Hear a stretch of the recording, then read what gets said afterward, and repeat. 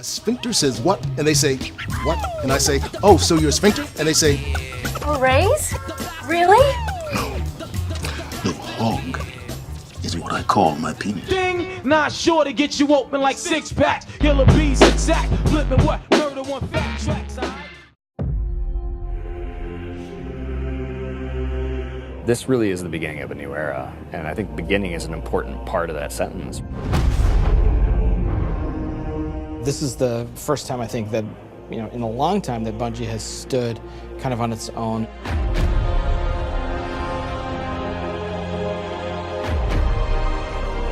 And we're self-publishing. It's a really big deal. There's a huge opportunity here for us to really make our own decisions. It's a turning point for us. We are in charge of our own destiny. It's empowering and terrifying at the same time.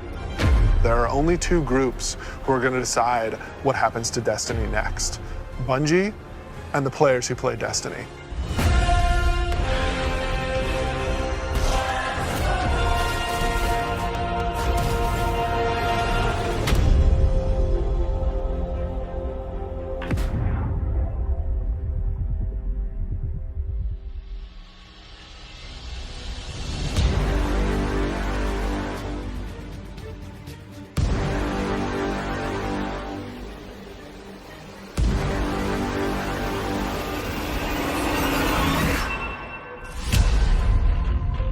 So at its core, Shadowkeep is about returning to the moon.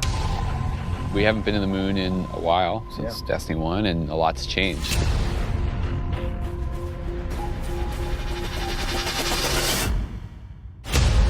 When you go back, it isn't exactly what you thought it was. There's like huge cracks ripped into it. There's a weird scarlet fortress. And so the context of the moon has been updated entirely. This isn't just about the hive anymore. It's about something else, something terrifying.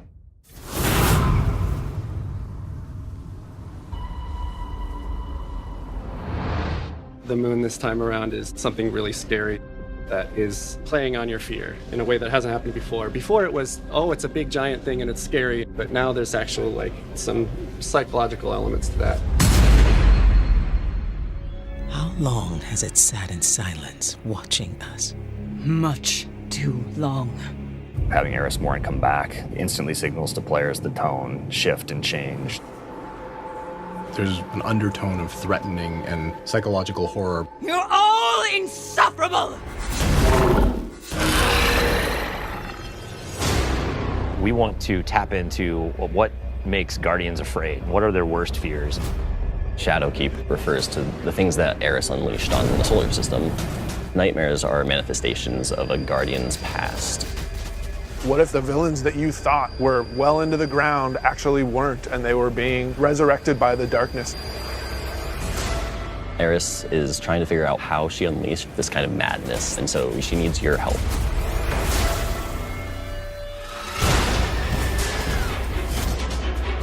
You can't just kill them and make them go away. What if you can't do all of the things that you've grown accustomed to doing? Being unable to achieve what you're trying to achieve, no matter how hard you try. Players, they think we can deal with this. We killed Crota, we killed Oryx. It's no big deal, right? Well, you're going to get there and you discover it's a bigger deal than you even thought it could be. The darkness is actually a lot closer than you realized. Now you know my suffering.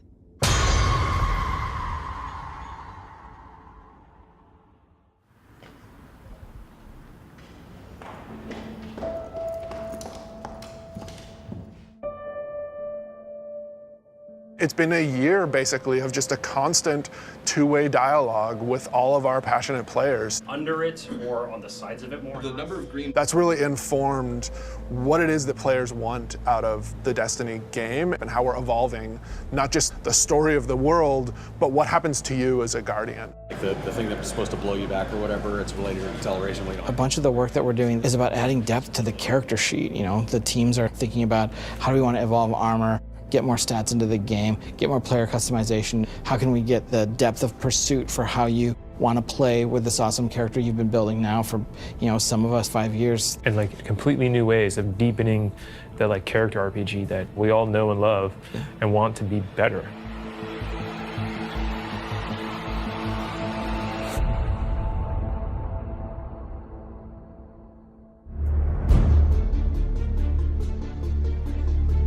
In Shadowkeep, we are fundamentally evolving the systems and moving the world forward. You want to bring some of that sci-fi element back to it, where it's like, some like panels or exactly. something. We've been dancing this line between like, are we RPG enough? Are we not RPG enough? And now we're like, you know what? Screw it. Let's just go all in and just say like, hey, let's give players what they want. Allow them to kind of like customize the players and their habits and their game modes and all that stuff as much as they want to.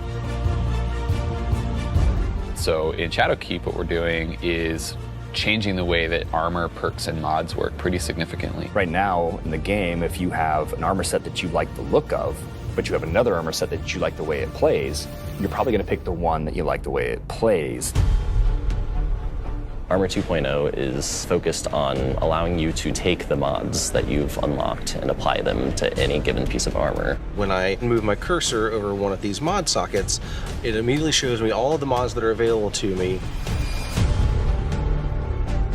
Personally, I'm excited about the artifact. Players just get to kind of like fidget with these knobs and switches and do all the things that they want to do. When you get to this last tier, each of these perks gets relatively close to what an exotic might feel like. That's going to be a lot of fun.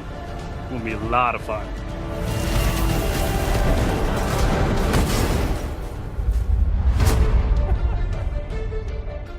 Finishing moves are a new thing for Shadowkeep. What's your favorite? I mean, there's some crazy ones. For the hunter, this awesome flourish where he actually does like spin in front of him, has 2 knives, and then just hits. I was like, what the heck? Like, what game is this? Yeah, Titan finisher. He jumps in the air, pulls back, looks at his fist, and It's kind of like the dunk. There's so many different ways to dunk. You can behind the back, 360, cartwheel, whatever.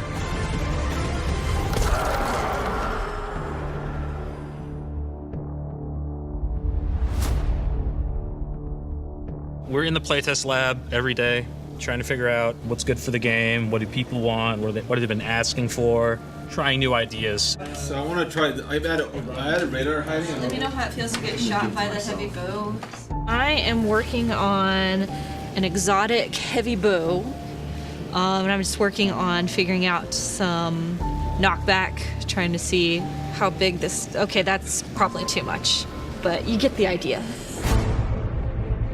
This is an exotic trace rifle. Fire it on an enemy and it creates a big old crit spot. Here's a hand cannon that Victor's working on. It fires special ammo, and it's a little bit like a one-handed sniper. Like, it's actually our only hand cannon with a scope on it. Right now, it kind of lights you on fire if you keep firing it too much. We'll see. Some people like it, some people are kind of but we'll hammer it all out. All right, it's time. It's about to get loud in here. 1v1. 1v1 on the board.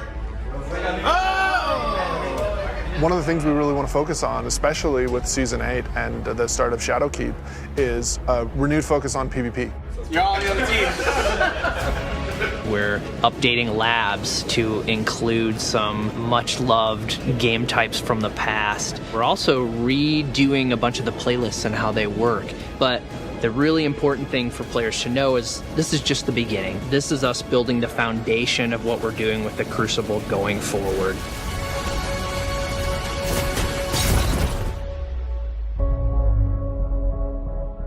Previously, you would have a 20, 40, 60-hour climb before you could do what's considered in-game content. And now you can pretty much do that immediately.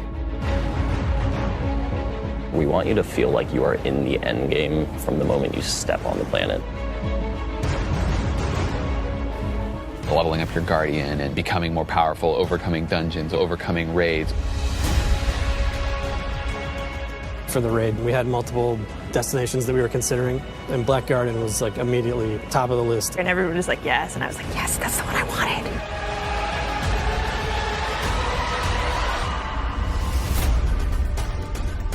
With Forsaken, we started finding more ways for players to customize and personalize their character and differentiate themselves. Shadowkeep's going to push even further in that direction. The word, which is really guiding us in a bunch of ways, is depth. It's about experiential depth. When we look at how we're thinking about the next 3-5 years, it's really important to us. It's cool to have a game that you can invest in with your friends, tweak your monster killing machine and make it 2% better every weekend, doing different things and figuring out how to craft this perfect build that you feel like is your own. Like, that is cool. There's nothing nerdy about it. We're like happy to own that. We're gonna stand on that corner.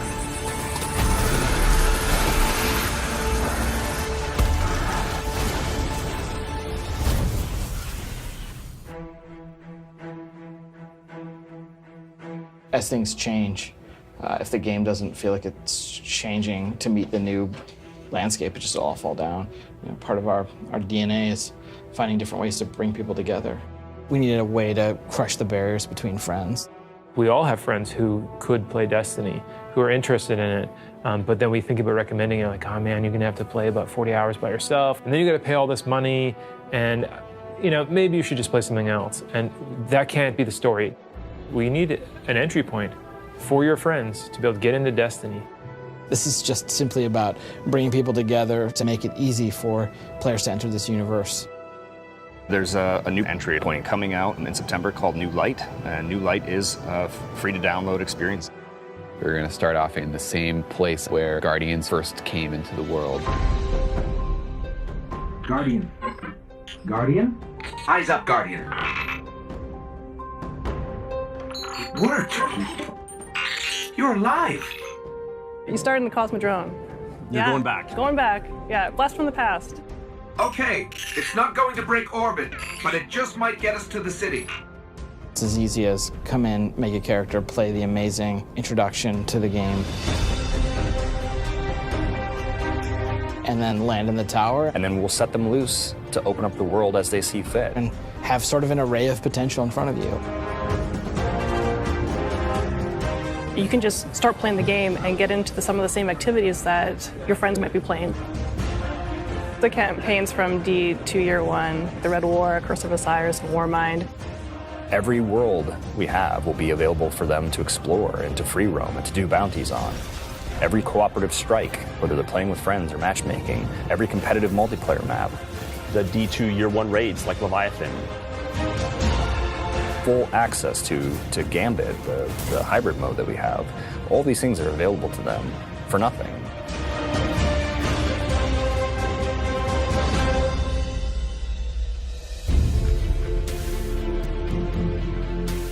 We've always said that Destiny is best when you play it with your friends, and we're trying to make it easier. So if your friends who are playing Destiny are on different platforms, we're adding cross-save so that you can move between the different platforms and play wherever your friends are. Like if I'm playing and I want to move over to my PC, I should have my character go with me. We want Destiny to meet you wherever you want to play, so that's incredibly important for us. We wanted cross-save before we shipped Destiny 2, right? Like a bunch of it was built. We just couldn't get there for capital R reasons. And many of those reasons have disappeared. So we are headed full steam ahead on that. And we got to figure out how we're going to get there and how we're going to give the players what they want.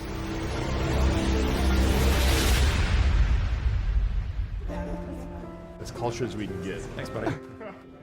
Our original vision for Destiny was a world that would evolve and change.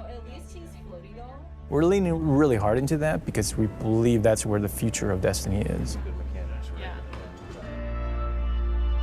The long horizon for Destiny is to become an evolving world. You know, you're going to tune in to see what's going to happen next. We can completely build Destiny in the vision that we want it to be in. A vision that isn't dictated by a commercial model or a business plan, but our creative vision and what we want to do for our players and what they want us to do with Destiny. I feel like our work isn't done. We have a series of missions that we need to finish before I think we have Destiny in the place that it needs to be, and we're back to, I guess, finish the fight, so to speak.